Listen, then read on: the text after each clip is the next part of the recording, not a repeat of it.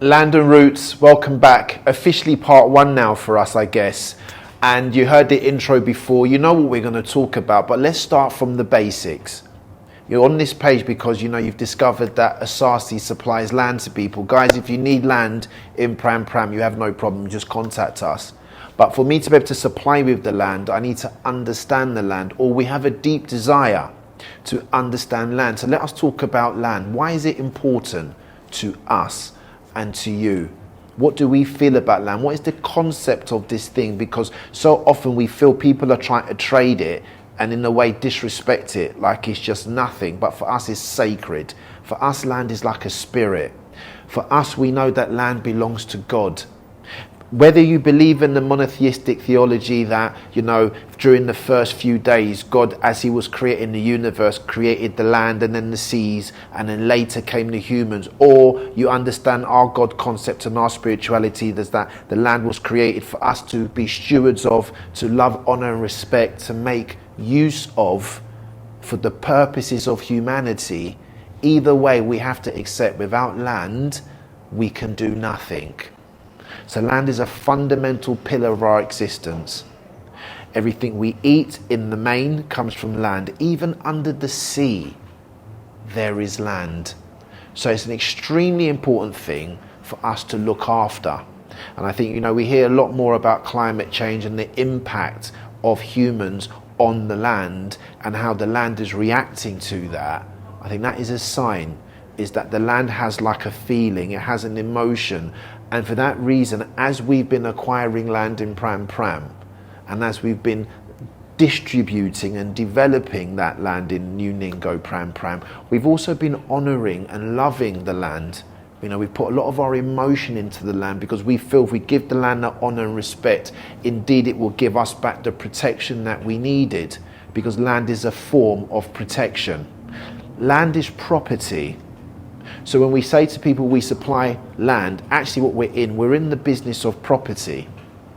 Without land, and I know people are doing creative things with sand and reclaiming oceans and reclaiming seas to develop on, but in the main, they still need the land. Without land, you can't build.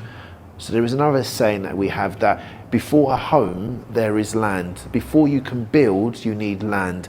You start building when you acquire land. So land is a pillar of everything. You know, in Africa, traditionally, when you're born, the thing that connects you to your mother, you know, this umbilical cord, what do we do with it typically here? It gets buried in the land. When you pass physically, in most cases in Africa, where do you go? Around the world, you go back to the land. In fact, as you decompose, you become part of the land. So we try and see land from a very theoretical point of view, a very philosophical point of view. It keeps us honest and it keeps us keen and it keeps us focused. You know, I think it was Malcolm X that said that the basis of all of our economic freedom and independence will come through the ownership of land. And in Ghana here, some people will say, oh, well, Quabs, you know, land is acquired or bought or sold on a leasehold basis. It's not freehold. In our world, it's a nuance, because you can't buy land, you can't sell land. We keep repeating this thing. Hence why in Asarci, we don't allow agents to come and try and sell land to anybody. If you're going to acquire the land, you will acquire it directly from us and from me, and I will provide you the land, and indeed you'll give us this thing called money, because, you know, the way the world works, there has to be an exchange of this thing called money for goods and services, and land is one of them. There is ultimately a business behind this philosophy and ideology. So land is key for everything we do, and what we do is we acquire land in quite large scale for a reason. Part of that reason, the majority of that reason, was for the distribution of our people, that land and that property, for them to acquire wealth, provide homes, shelter, protection, security, and everything else they ever wanted through their land. Because indeed, when I supply you the land becomes yours, especially when I've given you your signed document. The land is legally yours, but when you acquire land from me in the first time, it becomes spiritually yours. So land for us is a key component of everything we're trying to do in Ghana. On top of that, this repatriation movement, we're not sure whether you can fully have a repatriation without land. For those guys that are coming in and out on holidays, you know, enjoying themselves and just see Ghana as a holiday destination and they would like to invest here, that's absolutely fine.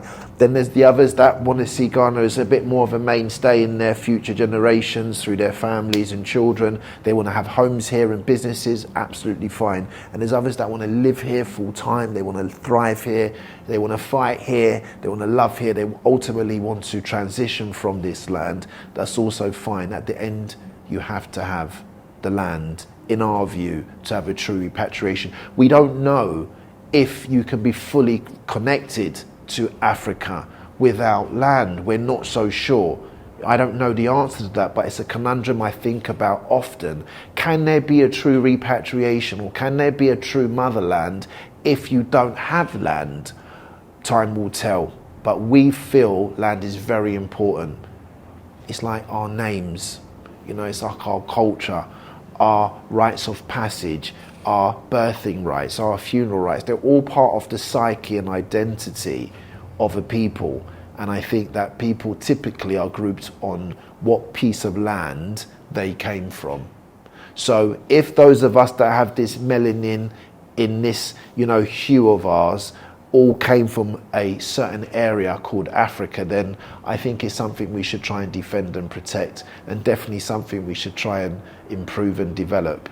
And that's a little bit about the concept of land. Land belongs to God. God bless.